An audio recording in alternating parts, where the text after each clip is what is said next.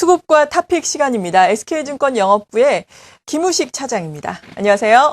네, 안녕하십니까. 네, 오늘의 수급 포인트 어떻게 잡아볼까요? 오늘 수급 포인트는 어제 전략으로도 말씀을 드렸던 부분인데요. 실적주 순환매 그렇게 해서 제가 말씀을 좀 드리도록 하겠습니다. 수급적으로 볼 때 지금 계속 말씀드렸지만은 외국인과 어떤 투신권 같은 경우가 팽팽한 줄다리기를 하고 있죠. 오늘도 그런 모습을 보여주고 있고 줄다리기 하는 과정 속에서 균형을 이루고 있는데 그러다 보니까 그 틈새에서 종목들이 지금 순환매가 돌아가는 겁니다.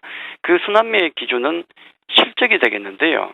제가 그림 하나를 좀 보여드리겠습니다. 제가 오늘 코스닥 시장 쪽에 차트를 하나 좀 보여드리겠는데 아주 코스닥 지수를 보면은 무슨 저주에 걸린 것 같죠?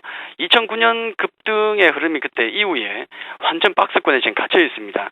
지금 현재의 위치라 그러면 여기가 현재 위치인데 그 박스권 상단을 향해서 가고 있는 모습, 자 그런 모습을 보여주고 있죠.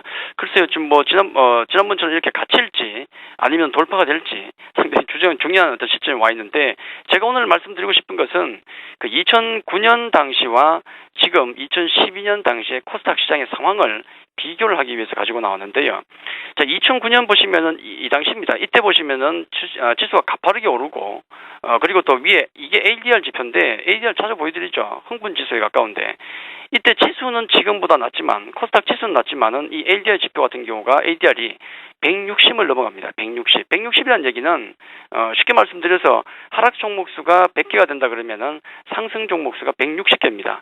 엄청난 수치를 보여줬죠. 이 당시에. 거의 광풍의 수준이고 실제말로 눈 감고 던져도 막 순창이었습니다. 그 정도였는데 지수는 그때보다 지금이 조금 높습니다. 이 피크를 치달을 때의 모습보다 지금이 조금 더 높은데 위쪽에 ADR 지표를 보시면은 110 정도밖에 안 됩니다. 전혀 흥분 상태가 아니라는 거죠. 지수는 낮은데 상승 종목수가 많다는 것은 큰 종목이 아니라 작은 종목들이 굉장히 많이 움직였다는 얘기가 되겠죠. 작은 종목들 그리고 2009년은 테마주 전성시대였습니다. 난리도 아니었죠. 이 당시에. 지금 같은 경우는 테마는 테마인데 그 테마가 바로 실적 테마입니다. 실적 테마.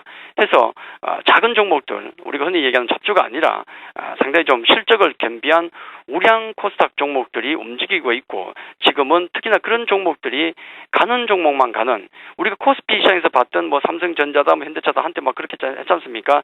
가는 종목만 가서 상당히 괴로운 순간이 많았는데 코스닥 시장도 지금은 가는 종목만 가는 모습을 보여주고 있다. 분명히 2009년과는 다른 모습이고 그 기준은 실적이죠. 유동성 장세라고 하지만은 돈은 넘친다고 얘기하지만은 사실 코스닥 불안하지 않습니까? 그렇기 때문에 가장 안전판 중에 중요한 게 실적이죠. 해서 실적 우량주로만 특히 코스닥 시장 같은 경우는 수급이 몰리고 있고 아마 개인 투자자 여러분 같은 경우도 나중에 또 어떤 역풍을 맞지 않으려면은 실적 체크 대단히 중요하고요. 그리고 또 하나 중요한 것은 실적 우량주는 반드시 움직인다. 그런 믿음이 필요한 장이 아닌가. 해서 오늘은 실적 순환매를 수급 포인트로 가지고 나왔습니다.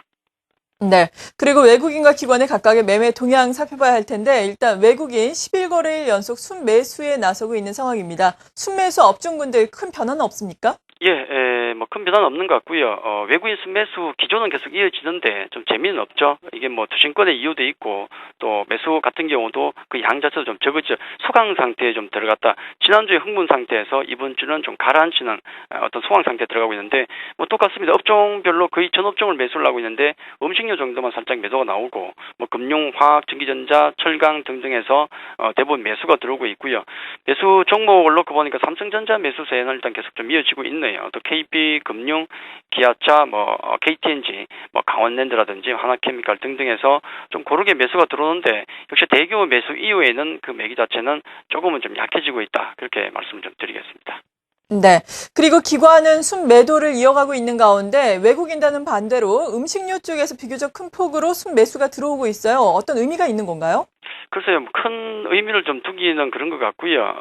대척점에 있죠. 외국인과 기관은 서로 대척점에 있기 때문에 누군가 팔면 누군가 사야 되는데 그 역할을 서로 해주고 있는 겁니다. 그래서 정확하게 거의 반대로 움직이는 모습을 보여주고 있죠. 오늘 전기전자 기관 같은 경우는 반대로 전기전자나 화학, 운수, 장비 등등에서 대부분 업종 매도가 나올 수밖에 없죠. 투신권을 중심으로 한 매도가 계속 진행이 되고 있고 반대로 음식료 쪽에 매수가 들어오는데 어떤 큰 의미를 부여하기는 어렵다는 말씀을 좀 드리겠고요. 매수 종목을 보니까 그렇게 뭐 특징적이지 않습니다.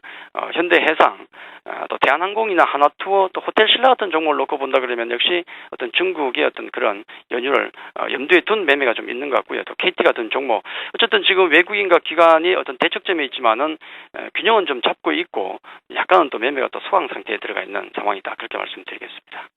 네. 그리고 앞서서 중소형제에 투자를 하더라도 펀더멘탈, 특히나 실적을 잘 보자라고 말씀해 주셨는데 이런 종목군에 대한 투자 전략 보다 구체적으로 제시를 해주시죠. 예, 그렇죠. 뭐, 제작 자체는 일정 수준의 어떤 뭐 좀 나쁘게 얘기하면 면피용의 어떤 대형전 좀 필요하겠지만 지금 분명히 순환매장, 개별 종목 순환매장 같습니다. 그래서 실적 우량주 같은 경우는 실적 우량 개별주 같은 경우는 대중소 구분을 두고 어떤 모멘트나 실적이 되는 종목들은 다 돌아간다 그렇게 보시는 게 좋을 것 같고요. 그 전략은 여전히 유효하고 오늘 제가 그 드리고 싶은 그 업종이나 종목 수급 탑픽 같은 경우는 가장 핫한 쪽이죠. 엔터테인먼트 중에서 연예기획사 SM이나 YG 엔터테인먼트와 관련된 것인데 거기에 대한 언급을 좀 드리고 좀 마치도록 하겠는데 수급 어제 양 회사 모두 기관들 10만 주 가까이 매수가 들어왔죠. 굉장히 수급도 강한 종목 아까 수급 탑픽주 과연 뭐 수급 탑픽주라고는 말씀드릴 수 있는데 특징적인 것은 두 회사 모두 지금 주가가 올라가고 있고 수급도 좋아지고 있지만 그 이유가 싸이 효과가 가장 컸죠. 일단 YG 엔터테인먼트의 싸이 효과가 가장 컸는데 그게 결국은 이 연예 기획사들의 수익 영역이 확장되고 있다. 그렇게 보시면 됩니다. YG 같은 경우는 지금 싸이의 힘을 통해서 우리가 매출 자체가 보통 연예 기획사 같은 경우 일본 쪽에 매출이 많은데 요즘 좀 시끌시끌하죠. 자, 그걸 벗어날 수 있는 해외 영역을 확대를 하고 있다. 그렇게 보시면 될 것 같고요. SN 같은 경우는 국내 연예 기획사 중에서 거의 뭐 블랙홀과 같죠. 음악 쪽에서 다른 쪽으로 지금 발을 뻗치고 있는 겁니다. 드라마, 영화, 오락 뭐 등등해서 지금 다 흡수를 하고 있죠. 서로 다른 분야에서 영역 확장을 하고 있다는 게 대단히 중요하고 자 그런 덕분인지 지속적인 기관과 외국인의 관심이 보이는데 매도 매수가 계속 나옵니다. 손바뀜은 계속되지만은 점점 늘어나는 모습을 보이고 있고요. 역시 이 종목들은 앞서 제가 말씀드렸지만은 성장성은 물론이고 실적을 겸비했다. 3분기 실적 나오면 한 번 더 확인이 가능할 겁니다. 해서 SM과 YG 엔터테인먼트 문제가 되는 것은 단점이라 그러면은 주가가 많이 올라왔다는 겁니다. 이게 가장 큰 단점이긴 한데 사실 SM 같은 경우는 제가 작년 그 프랑스 그 공연 전후에서 말씀을 드렸죠. 그때가 17,000원인데 지금 6만 원 넘어왔습니다. 그 사이에 제가 가장 많이 들었던 얘기가 바로 너무 많이 오른 거 아니냐. 그 얘기를 맨날 들었거든요. 제가 1년 동안 들었는데 지금도 가고 있습니다. 이 두 종목들 분명히 실적이 겸비가 되기 때문에 물론 급등에 따른 조정은 나올 수 있습니다만은 매매가 아니라 투자의 관점에서 본다 그러면은 SN과 YG 엔터테인먼트 같은 경우는 여전히 홀딩하고 가셔야 된다. 그렇게 말씀을 드리겠습니다. 네, 지금까지 SK증권 영업부의 김우식 차장이었습니다. 고맙습니다.